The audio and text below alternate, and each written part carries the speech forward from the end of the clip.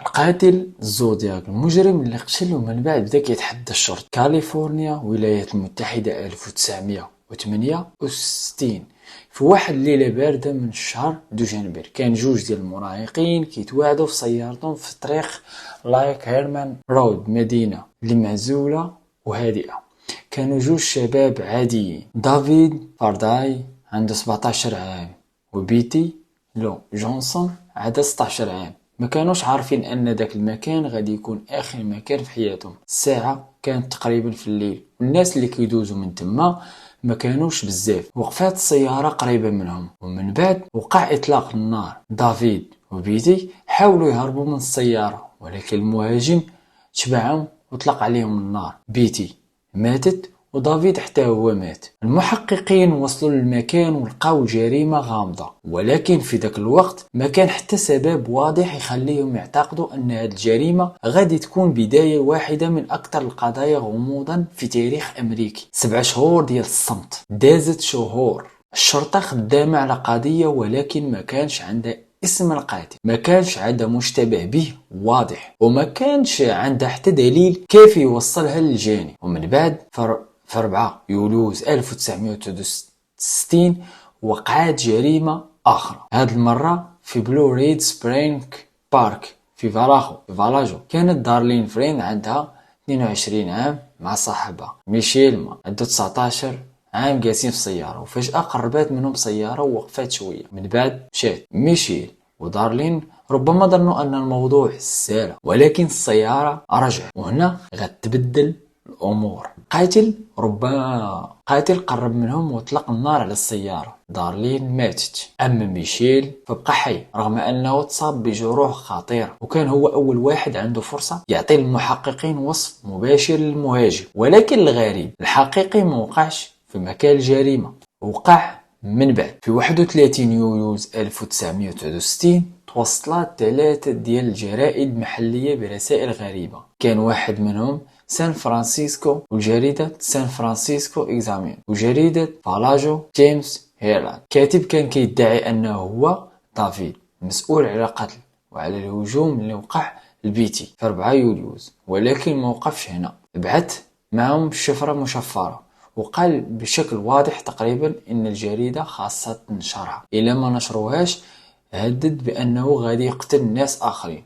وهنا الشرطة بدأت كتفهم أن اللي قدامها ماشي مجرد قاتل، كان شخص باغي الجمهور يعرف وجوده، باغي يخلي الناس يخافوا، وباغي حتى الشرطة نفسها تدخل في واحد اللعبة ديالو. الشفرة كانت عبارة عن مجموعة ديال رموز وحروف غريبة. الناس بداو كيتساءلوا شنو باغي يقول، واش فيها اسمه، واش فيها معلومات على الجرائم، واش فيها هوية القاتل. واحد الزوجين من كاليفورنيا، دونالد وبيتي، قدروا يفكوا الشفرة، والرسالة كانت مرعبة حيث كاتب كان كيهضر على متعته في عملية القتل، ولكن المفاجأة أن الشفرة ما تكشفتش اسمه. وهكذا بدل ما الشرطة تحصل على الهوية، حصلت على الرسالة من قاتل كيبان أنه مستمتع بالخوف اللي كيصنعه. الاسم اللي دخل التاريخ زودياك.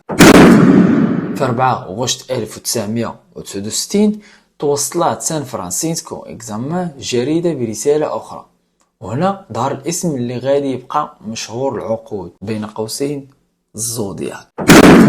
من تما بدات العالم كيعرفوا باسم دي زودياك كيلر، وكان عنده رمز مميز، دائرة وسطها شكل بحال علامات التصويب ديال المناظر.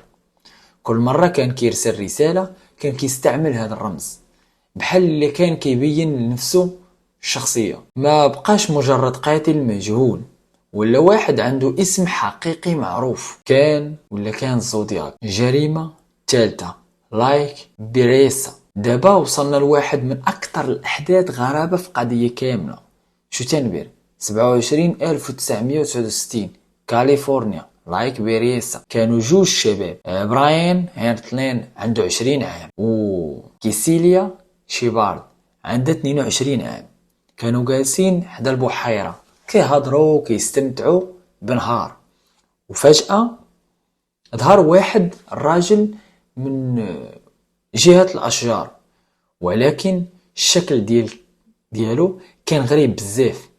كان لابس لباس أسود وغطاء على راسو، وعلى صدره كان واحد الرمز مشابه للرمز اللي في المراسلات زودياك كيستعمل مراسلات زودياك ديالو. الرجل قرب منهم وقال لهم حسب الرواية هارتنن أنه هارب من السجن وباغي فلوس وسيارة باش يهرب. الزوجين ما كانوش عارفين واش كيقول الحقيقة، ولكن في ديك اللحظة ما كانش عندهم اختيار كبير. المهاجم ربطهم ومن بعد هاجمهم بالسكين. كيسيليا تعرضت لطعنات كثيرة، وبراين حتى هو تصاب ولكن قدر يبقى واعي. والقاتل قبل ما يمشي دار واحد الحاجة اللي خلات المحققين من بعد يربطوا الجريمة بشكل قوي مع الزودياك. مشى السيارة وكتب عليها تواريخ ومواقع الجرائم السابقة وزاد رمز ديالو بحال اللي كان كيسجل إنجازاته. والأغرب أنه عيط الشرطة بنفسه من بعد الجريمة. وقعت شي غريب جدا. القاتل مشى للتليفون العمومي وعيط للشرطة. مشى باش يعترف وماشي باش يطلب السماح، باللي باش يخبرهم بالجريمة اللي دار. المكالمة كانت مرتبطة بالجريمة تلايك بريسا، وبهذا الشكل المحققين عرفوا أن الشخص اللي كيهضروا معاه عنده معلومات وما كانش ممكن يعرفها أي شخص عادي بسهولة.